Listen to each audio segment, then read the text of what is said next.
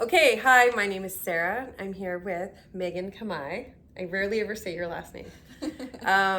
And this is the first installment of Sarah Unplugged with my project about the corporate shaman. I've worked in corporate training for years, long spiritual journey, and I'm compiling some of those key pieces to share with all of you. And today I have Megan Kamai on, and she is a mindset coach. And I'm going to let her introduce herself, and she's going to be the first person we discuss some key tidbits on how to manifest and change your life. Megan, would you like to introduce yourself? Sure. So I'm Megan, and I've been working with people one-on-one and in group settings for the last 5-ish years. I teach on manifestation, and I do energy work in order to help people release blockages, limiting beliefs, negative trapped emotions that are stopping them from getting into alignment with what they truly desire. I'm a mom. I have 2 young kids, and I honestly get to do what I love each and every day, and helping people achieve their goals is like a passion of mine. It is. It truly is. And that's something we both align on. We talk about a lot, and it's very fun. So thanks for being my first guest. My pleasure. Megan is my ride or die, and she does anything I ask her to do. It's actually quite beautiful. So the first question I have, you have interviewed, talked with, been in groups with hundreds, if not, let's say thousands of people involving mindset and in being a coach. What is the biggest obstacle that you find when people come to you and they want to work with you? What is the biggest obstacle that they have to move forward? I would say the biggest obstacle that people have for moving forward is lack of awareness of how powerful they are. Oh. Because everybody is believing lies that have been given from childhood, from inherited from family members and things like that, from culture, religion, education system, etc., that they're not good enough, that resources are limited, that they aren't worthy, on all these kinds of different systems of belief. And no one ever tells you that your mind, that you can create whatever you want, you can have, be, or do anything you desire. So that lack of awareness and understanding that we are gods, even Jesus Christ himself said when he was accused and they were condemning him for claiming to be a god, he was like, we're all gods, and we are all created in the image of God, and God is creator, so we can create whatever reality we want. But everybody's been conditioned to believe that that isn't true. So of course there's a million other answers I could give to that, but they all really just do stem back from lack of awareness to what's actually true. And but ultimately, if I said people's limiting beliefs, people's self-doubt, lack of discipline, procrastination, those are all the typical answers that I would say are given for what would hold people back. But ultimately it comes back to that core principles. They don't know. That is fascinating. I didn't actually think you were going to say that. I was personally going to say, I thought that you would say fear, but I think that we could come full circle on that later, but that's interesting. So lack of awareness that they are powerful people. So that would be very key. That is a huge obstacle that people face when they come to you, is they don't even realize that they have the power. They probably assume you have all the power and you're going to give it to them. Maybe sometimes. Sometimes, yes. Okay, so that was our first question. Number 2, the 2 types of people that you get seem to be people that are desperate. So people who want to just get out of the rat race of the 9 to 5, change their life, and they're like, help. Or from what we talked about, is people who are actually successful and they're just blocked. Now, am I correct in saying those are typically, can we put them in those 2 categories, or is there another one? I do work with people that are considered relatively successful and just want to go to that next level. So what does it take to get to that next level? For the people out there who are leaders, people who've been in manifestation, you've read the books, you've done some of the work, what's the thing that you could give to people that would help them get to the next level? Well, it comes back to understanding yourself, the awareness of what you're capable of doing. But if I would elaborate on that a little bit more, one of the the frameworks that I give people, or the illustrations I give people, is you have to increase your energetic capacity in order to hold space for whatever it is that you desire. So we all have a certain current limit on what we can handle. Right. And it's not that you aren't smart enough or you're not capable. It's just that you have a certain ability to this point for what you can experience without falling apart. So, for example, one individual, they can get very stressed out and overwhelmed by going to their job. And they got to go to their job, and they're an employee and they're responsible for themselves and their work at their job. Right. Then you have the CEO of the company who's overseeing 2,000 employees, and they're able to function at that level. It doesn't overwhelm them to a state of unbearable anxiety to oversee 300 people or 3,000 people, whatever I said. Right. So they have a larger energetic capacity. They can handle more without crumbling. And the only thing that's different between the employee that's only responsible for themselves versus the CEO that's responsible for 3,000 people is their mind, their thinking, their understanding and awareness. Mm-hmm. And I often give the example of Elon Musk. Like think of everything that he oversees and all of the employees that he has and the businesses that he has and everything that he's running. It's like, how can one person do all this? Right. Yeah. The example where they launched that rocket, it was like $200 million rocket or whatever, and it exploded. For most people, they'd commit suicide. They couldn't handle it. It was the end. They put all their energy and effort into that, and it fell apart. And they wouldn't be able to handle it. So what was Elon's response to that? He was just like, well, we'll just build another one. Yeah. That didn't rock him. So really to like expand to the next level of being able to hold space for more employees, a bigger business, more money, ultimately you have to become more peaceful and calm and be able to control how you feel and react in a given situation. Things have to be able to look like they're exploding, everything's falling apart, and you to be able to just be like calm, because again, which comes with awareness in different aspects and different perspectives that takes more time to explain, but because the universe won't give you more than you can handle. And if something's too difficult, if you get too stressed over things and you make mountains out of molehills and all that kind of stuff, you're not going to be able to go to the next level and handle more responsibility and more space of things. Yeah, that's very true. Because when big things happen, you can panic. And if you don't have the capacity for that, your life is crumbling. It's over. Mm-hmm. Where, he just looked at it as, well, the experiment showed us that we did that wrong and we have to fix it. Mm-hmm. And that's... It didn't like throw him off the center. It didn't like, he didn't feel like devastated like he was going to quit. He was able to still stay in a calm state and be like, okay, well, that didn't work. We'll do this other thing. So because his reactions are like that, therefore he's able to handle massive amounts of responsibility. Yes. So to go to the next level, increase your ability to remain calm in difficult situations, to remain at ease, level-headed. So for those people who are already successful, who want to move to the next level, the key piece here is that when things do explode or fall apart, to keep moving, keep going forward, stay centered, keep your goals in front of you, and keep going. Mm-hmm. You can't act like the little people. Right. Little people. You don't get the privilege of throwing a little tantrum and like being scared and thinking like it's all going to fall apart. Like that's true. That's why there's just very few leaders, and because most people aren't willing to be that person.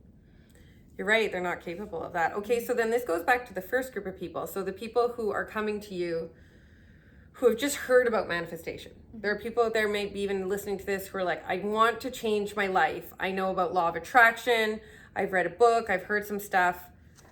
I don't know where to start. I want to move forward, but I don't know. What would you tell someone this is like their first steps? Like, what are some key things, basics you could give them right now that would be like, okay, I can start with this? Okay. Choose something that you want. Like what? A house, a car, a certain amount of money, something beyond what you've achieved before. Something that you want, because if you're listening to this for whatever reason, you're new to self-development, you just said it was somebody who wants something more than what they've already have. So pick it and be specific. It's not enough to say I want more money or I want a house or whatever. Like, choose the amount of money, choose the exact house or whatever, and just get clear on what it is that you want. So that's the first thing. Then you're going to want to utilize your imagination you can do visualization, you can do journaling, and to imagine the moment that goal is achieved. so that you can understand how it feels. Because the way that we attract and manifest and create in our life is actually, it's vibration, it's frequency, and the best way for us to understand that is through our emotions and our feelings. Emotions and feelings are vibration. So the way that we shift our state to be the individual that attracts and creates the thing that we say that we want, we have to feel as if it's already happening now. Right. So the whole point of setting the goal is that we can get in touch with what we think that goal will give us, how it's going to make us feel. And then the work that you have to do is to feel it first. So if I'm hearing you correctly, I would need to actually pretend I'm in that house. What does my ideal house look like? I'm going to feel it. I'm going to be opening the door. I'm going to see my kids running around in there. I'm going to see stuff being mailed to my address, whatever it looks like. Something I want in a house is I would like an attached garage, because currently I don't have one. So I'm going to see what it feels like to go into my car, not freezing cold. And my kids will be so pumped about that as well. So I want to feel like, oh yes, this is so fun and exciting, and be in it. So I'm going to close my eyes, just like a kid imagining they're like a cat or playing house. Okay, so being clear, visualizing, so like imagining it's happening, and then like feeling excited about it. And that is incredibly important. You must feel it. You must, and not as something that's in the distance, not something that as something that will happen someday or it's in the future, but like that it's happening in this present moment, because our subconscious mind doesn't know the difference between what's actually happened and what's been imagined. Right. So we can utilize our imagination to shift ourselves into the person that has the things that we desire. And now we're on the frequency of it. Now we're in that vibration of having that thing. And then the law of attraction is always at work, and it will draw people, experiences, give you ideas, all that kind of stuff, in order for you to receive the manifestation of whatever it is that you desire. Okay, that's awesome. So that's a really good basic. The other thing that we both know, because we've been doing this forever, is every single guru, everyone out there will tell you, if you do one thing, write it down. Write it down. Get the goal clear, write it down, visualize it, feel it. These are the keys from Megan here, who's worked with so many people at different levels. So that's very important. And then third, and I get this a lot myself. I've dealt with this, and I've been on this journey for more than half my life now, in the spiritual betterment world of mindset and law of attraction. You have too, so you've been in quite a long time. What is your secret sauce for when you get blocked? What's the thing that pulls you out? Because we know things, we could tell someone else what to do, but then there's that time inside us that's like, what do you do? So like, what do you do? What does Megan do when she's blocked and she's stuck and she's like, oh, I gotta figure this out? I feel like it's kind of advanced. It's good. Give us advance. We want advance. We want the secrets. Okay. Well, it's because I have a whole worldview that's going to be very different than a lot of people, first and foremost. So, without going into tons of detail, I view our existence a certain way. I view us as souls that are basically aspects of source energy or God or whatever word you want to use. And we've lived many lifetimes, and we're experiencing ourselves through bodies and animals and all this kind of stuff. Source is experiencing itself through all this. And so if I'm looking at life in that perspective, that we live multiple lifetimes, that we're just here to experience, we're here to experience all the emotions and all the ups and the downs and everything. And we're just, this body is going to, at some point, going to stop working, and then we're going to come back, we're going to do it again in another body or some other expression. It really puts things into perspective that none of it matters. And I've meditated on this, and I've reflected on this, and I've studied this kind of stuff, and that's my phrase. It doesn't matter. It's true. She says that all the time. And so I've packed, it's my go-to phrase, and different teachers have they've used, you can like program a hand movement where you like get yourself into a vibrational state and you pinch your fingers like this. So then anytime you do this, it's going to take you back to that state. For me, I've packed in a vibrational state from a lot of reflection and inner work and meditation. I've packed that into that phrase. Right. So if I do find myself where it actually happens, it doesn't happen that often anymore. It's definitely not that frequent. And if it does happen, I don't stay in it very long. If I'm feeling fear, I'm feeling stressed out, or I'm feeling overwhelmed, or in a lower vibration or a negative feeling, that's my go-to. I'll be like, Megan, this doesn't matter. Like, I could be stressed over, I've got to do a webinar in an hour and I haven't got my slides together yet or something, and then I can notice, wow, I'm starting to feel stressed, and I'm like, it doesn't matter. Like, it's just about having the experience, and that will diffuse emotion for me a lot of times. But my other go-to is Abraham Hicks. I love listening to Abraham Hicks. Whatever it is about those audios, it just brings me into a state of calm, and it feels so good, and I feel a lot of joy. And that's something back from my early days that I did in order to help myself through difficult situations. A hot bath, listening to Abraham Hicks is my go-to. Sure, if Megan's not doing well, you can find her in a hot bath, and it solves all the problems. It solves all the problems. She's actually right, because she got me into doing them as well. Yeah. Now, I just out of curiosity, because we have a few minutes left here, is there one person you worked with in your time that has stood out to you the most? And I'm not talking someone who's hired you, someone who you've worked with, a mentor, a friend, or someone who is like been inspirational to you or key in changing your life and things that you viewed, or how it could be an author, it could be someone you've researched, anything. So there's lots. I would say my introduction to the self-development world was through Bob Proctor. So I will forever be grateful for that. Like, I've gone on to study a lot of other authors and teachers, but that was where things started for me. And I grew up Christian, and I was told all kinds of like information about, faith and believing, and like you have to, like, especially having faith. And I was told I had the gift of faith, but no one ever explained to me what it meant. I didn't understand it. Right. I didn't understand why I was able to get results and other people wouldn't. Like, even from a young age, without knowing what I was doing, I would manifest money, I would manifest opportunities, anything I wanted is like, I got it. It was Bob Proctor and listening to him teach that then gave me the understanding of what I've been doing. And then it helped, because my passion is teaching, and if someone asked me how I was getting my results, I wouldn't be able to convey to them how. I didn't understand it. And Bob Proctor gave me the tools to understand it, so then I could help other people do the same thing.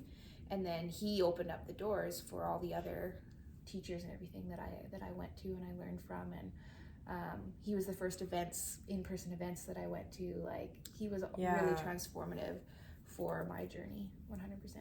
That's really cool. That's really key. Actually, Megan, when I first met Megan, she was a Bob Proctor, a PGI coach.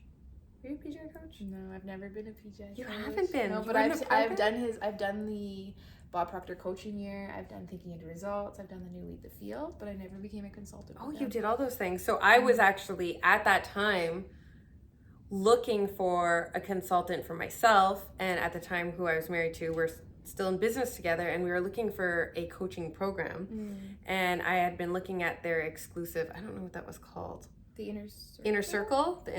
Yeah. And that was for like higher level executives. I don't know what you want to call it. Anyways, and I'd asked you about it and you said, yes, do it. And I did. And it was actually phenomenal, the level of people in it. And I grew up with Bob Proctor too. My mom made me write book reports on his stuff. And that's awesome. So I knew who he was, but so it was neat because that's how we had actually one of the things we connected on when we first met. So Megan, thank you for being on my very first video podcast. So happy. I feel very privileged and honored to be your first guest. I feel like we'll be doing a few more. And stay tuned. I look forward to doing more of these. And honestly, thank you all for watching. Take care.